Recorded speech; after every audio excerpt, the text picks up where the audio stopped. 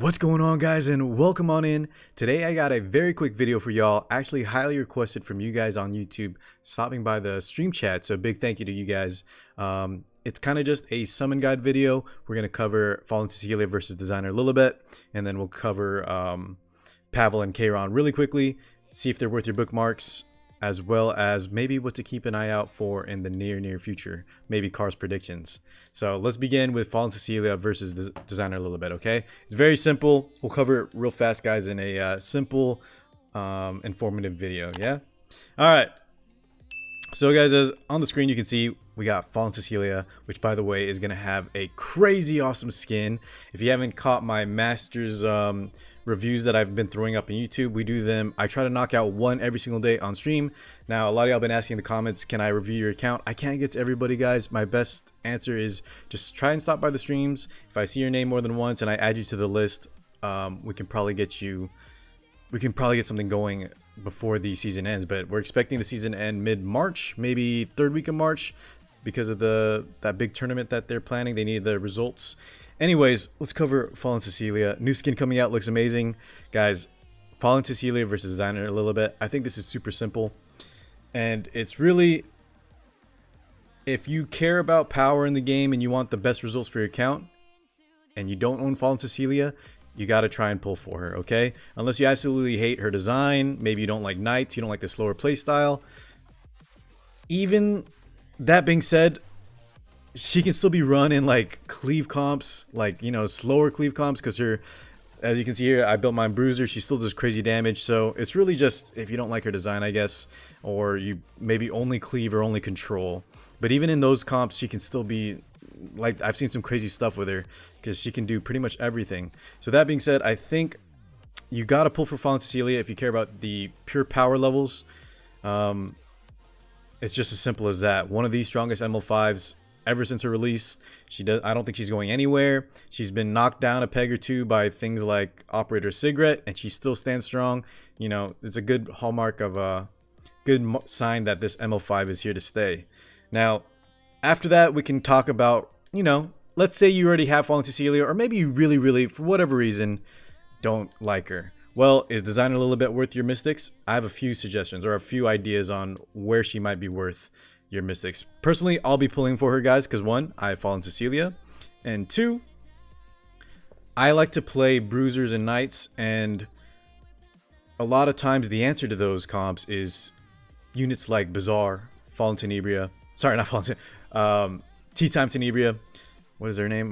Fairy Tale Tenebria, excuse me, and then Cerise. So control units that kind of debuff, unbuffable, you know, just kind of slow you down, push you back, and then just they have like a single damage dealer kind of take over from there. Now there's already answers, things like Champion Zerato, Tempest Surin. People have been really liking the high effect resist Lilius and Ray. You know, Momo's still okay, but with how many debuffs running around, guys, Momo, Angelic Montmorency doesn't quite hold up at the higher levels in terms of fighting debuffers. So I'll say this, I think designer Lilibet is still worth it if you fight a lot of control comps.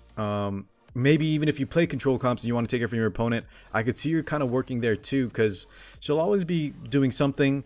The more debuffs your opponent throws out, the faster she'll get going. But I expect, kind of like how cleavers may draft Politis, like a damage Politis, and so they don't have to ban. Well, I think she's very similar to Politis in design. So Politis is designed to stop cleavers. She didn't completely kill it off, but it's another thing they have to answer, something they have to deal with, either pre-ban, post-ban, or pick themselves, right? Because she's very hard to deal with. So her plus Elena plus other anti-cleave options make cleavers' lives very difficult. Same thing with designer Lilibet. Just on, guys, just even ignoring her multipliers, her damage, she's going to do her job, and she can do it very effectively. And here's the best part for those of you that are maybe a little bit newer, she doesn't need that much effect resist, or any at all, really, because her skill pushes up and cleanses, so you don't need to worry about effect resist. Think of a unit like Tempest Surin.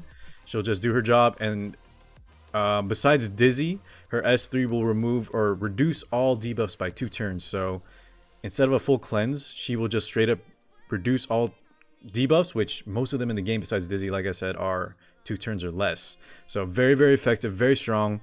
I think if you play slower and you have trouble or want even more answers versus control, like me, I think she's definitely worth it. She does her job. She's a little bit more niche. So at the same time, I could definitely see you guys maybe passing on her. Let's say you want to save your mystics for someone maybe a little bit more exciting, someone more powerful on their own, like Fallen Cecilia. Something like that, right? Now, the negatives on her, there's not really too many besides being niche. On top of that, I'll write down the pros and cons right after. But I guess one of the cons could be a lot of people I think are going to expect her to hit like as hard as Fighter Maya because you look at her multipliers and she's a defense scaling unit like Fighter Maya. But the fact that she doesn't give her own defense up, guys, her own defense buff, if you don't have that active, she's not going to hit nearly as hard, I don't think, at all. We kind of saw a preview on this video. Her skills don't hit too hard. If you give her defense up, I think she will hit hard, but that's just not really something, you can expect to rely on. And yeah, I expect her damage to be very, very manageable, and that's okay, I think, because that's not really her job. Just don't expect her to be, even with high defense, to be as strong. On top of that, HP in this meta is actually a lot better, so it's not the best set of abilities, but that's just for the defense scaling. Her, in terms of anti-control, amazing. Consider picking her up. The best things, like I said, is doesn't need ER, very, very strong versus control. And good to protect your bruisers and knights versus how strong, all the Fairy Tail Tenebria, Cerises, Bazaars, all of those running around right now. Silverblade Araminthas, she's going to do the job just fine. Okay.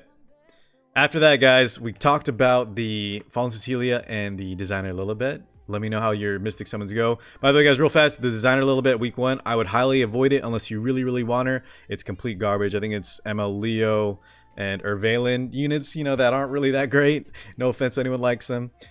Just probably skip. Let's cover Kayron and Pavel real fast, guys, and then I want to touch on what might be coming soon, maybe why you might want to save your bookmark. So, I talked with my chat because my thoughts differed a little bit on this, guys. The banner that's coming up is going to be Kayron plus Alexa's Basket. So they didn't even decide to include his own artifact, which is like a I think it's like a Moonlight Dreamblade with. Oh, man, I can't even remember what it is, but it's not as good as Alexa's Basket. It's actually not a bad artifact at all.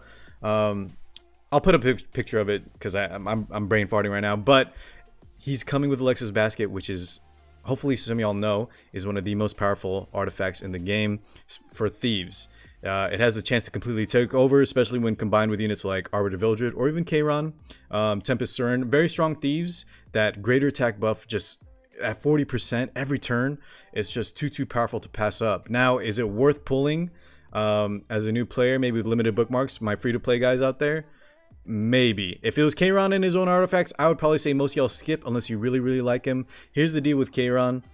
He's always been in a tough spot since his release. Sometimes he'll do really well, and if you really like him and you draft wisely, let's talk RTA, he's going to be insane. Like if you see your opponent pick multiple Earth units, Landy, Charles, whatever, he's going to do very well. And so for things like Arena, you can use him to bait out certain units like Crow with the Immortality. You can target pick a lot of Earth units, but if we're talking just RTA, there's too many strong Ice units. He dies to like Cerise, Fairy Tail Tenebria, Dizzy, SSB, they all absolutely destroy him. So he's in a very tough spot unless you draft wisely. Now, he can also be used as a fodder farmer. Just keep in mind, guys, you need immunity so that he does his AoE attack every turn.